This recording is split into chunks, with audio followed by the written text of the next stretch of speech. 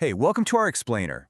Behind every massive court system, there's this kind of invisible operating system. It's a really detailed blueprint that keeps the whole thing from falling into total chaos.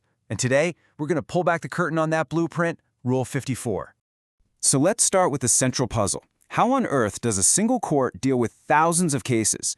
The challenge isn't just getting through them, it's about delivering organized, timely justice. Without a super clear system, it would be an absolute nightmare. The answer, as you're about to see, is this hidden blueprint. It's a very specific set of internal rules designed for one single purpose: to create order where there could be chaos. And the blueprint we're diving into today is called Rule 54.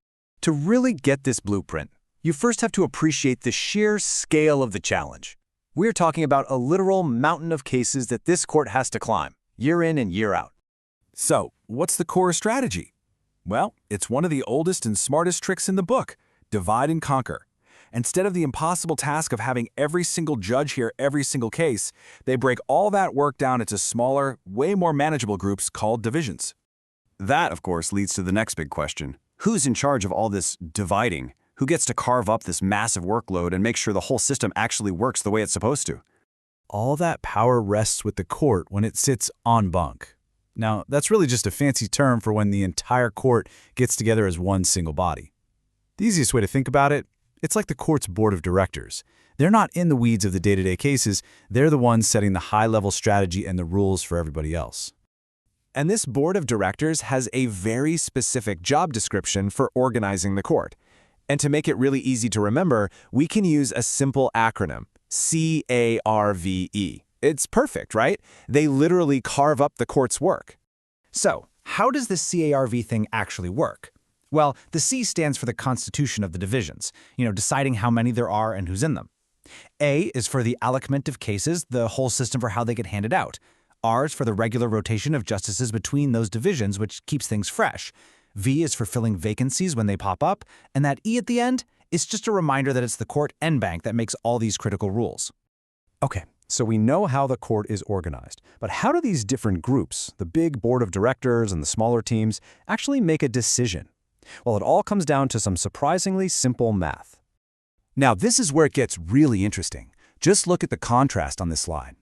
For the whole court en banc, you just need a majority to show up, and then a majority of them can make a decision. But look over at the division on the right. The rules are way stricter. You need exactly 3 members, and a decision requires all 3 of them to agree. So why the unanimous vote? It's a safeguard. Since these little groups handle most of the cases, this rule makes sure their decisions are rock solid and consistent. And just like we had CARV, there's another great little mnemonic to help lock in these math rules. Just remember, MM and 3.3C. I know it looks like some kind of secret code, but it's actually a super simple key to the whole system.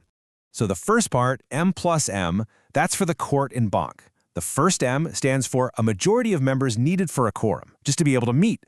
The second M is for the majority of those present needed to vote and pass something. See? Simple as that. Now, the second part of that code is for the divisions. You need 3 members for a quorum, and you need 3 affirmative votes to decide a case. But what's that little C doing at the end? That C represents a final, absolutely crucial step that has to happen. And boom, here it is. The C stands for consultation. The rule is crystal clear that the decision has to be reached in consultation before anyone even starts writing the opinion. This isn't just about counting votes. It's about forcing real discussion and deliberation among the judges. It's a huge deal.